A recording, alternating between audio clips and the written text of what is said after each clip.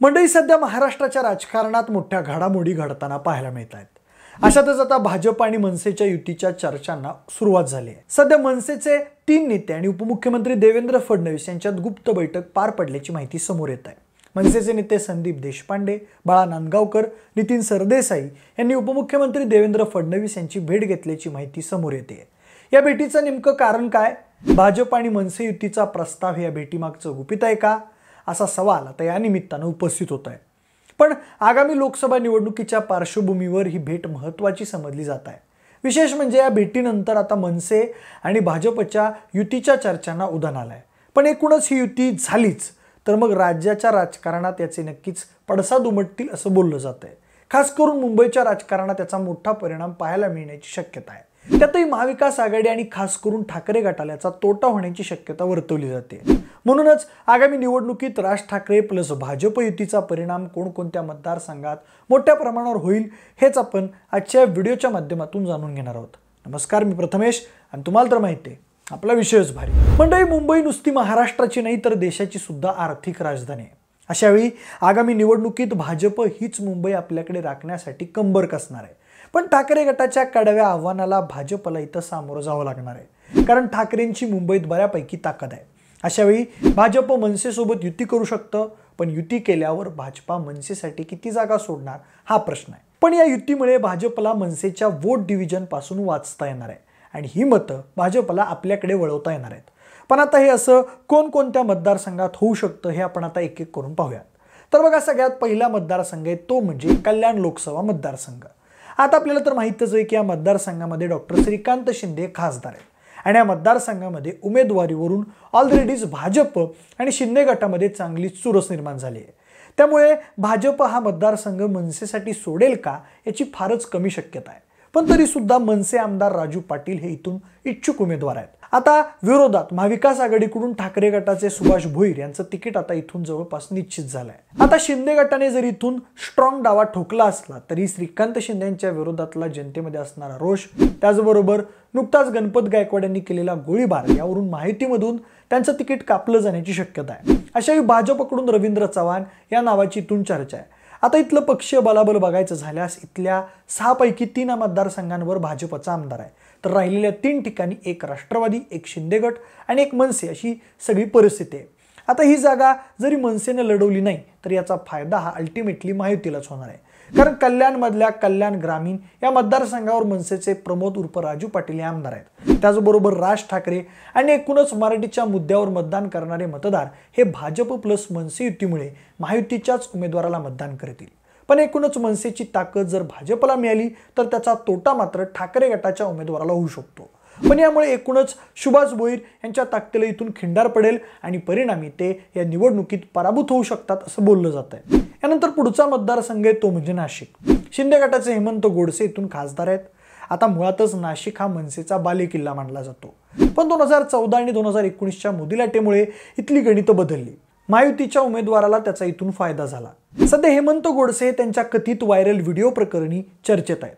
त्यामुळेच सध्या जागेवरून भाजप आणि शिंदे गटामध्ये चुरस आहे. पण नाशिक जिल्हा हा मनसेचा सुद्धा बालेकिल्ला मानला जातो, कारण कधी काळी इथल्या महापालिकेवर मनसेची सत्ता होती. एवढंच नाही तर कधी काळी या मतदारसंघात मनसेचे 3 आमदार सुद्धा होते. एवढंच नाही तर 2009च्या निवडणुकीत मनसेच्या उमेदवाराला म्हणजेच हेमंत गोडसे यांना इथून क्रमांक 2ची मतं होती. पण 2014ची निवडणूक हेमंत गोडसे यांनी शिवसेनेतून जिंकली. आता इथल्या विधानसभा मतदारसंघांचा विचार करायचा झाल्यास इथे भाजपचे 3, अजित पवार गटाचे 2 तर काँग्रेसचा 1 आमदार आहे.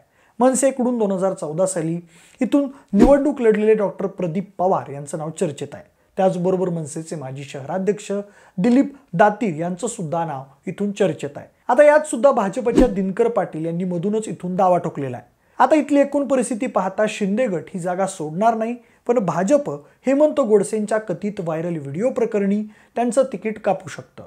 बाकी समीर भुजबळ ही अजित पवार गटाकडून इच्छुक आहेत, पण ऐनवेळी त्यांचं तिकीट कापलं गेल्यावर ते काय भूमिका घेतात हे पाहणं सुद्धा महत्त्वाचं आहे.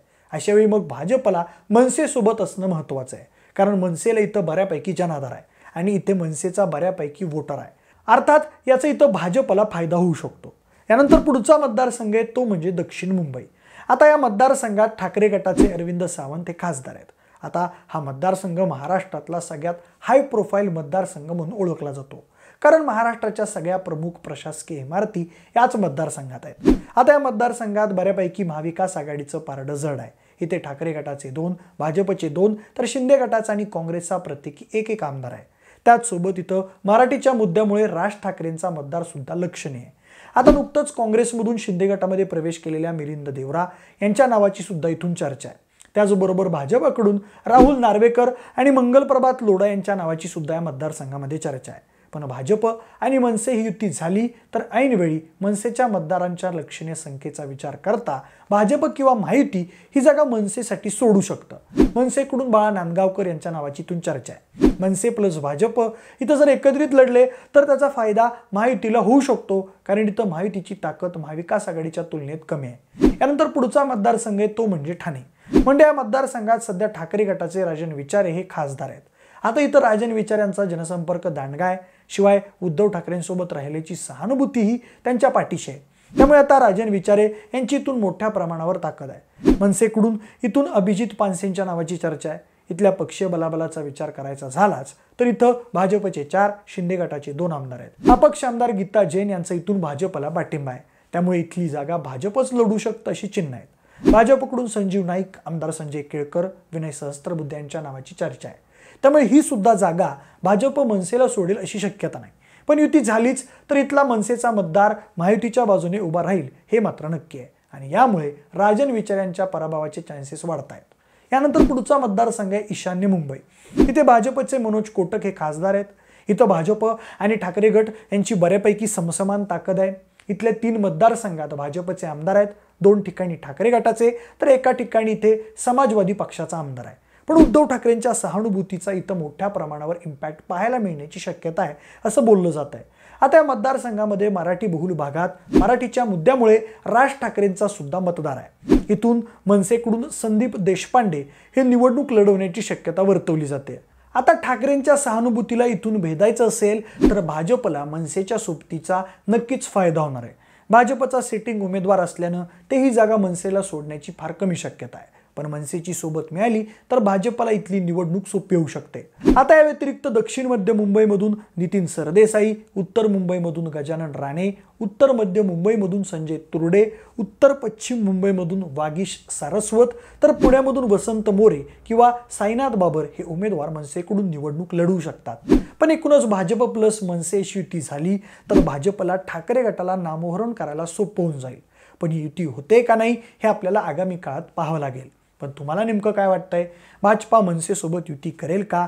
केलीच तर मनसेला किती जागा सोडण्यात येतील? अशावेळी शिंदे गट आणि अजित पवार गटाची काय भूमिका असेल? तुमची मतं आम्हाला कमेंट करून नक्की सांगा. जर हा व्हिडिओ आवडला असेल तर लाईक आणि शेअर करा. सोबतच आपल्या विशेष भारी हे यूट्यूब चॅनलला देखील सबस्क्राईब करायला विसरू नका.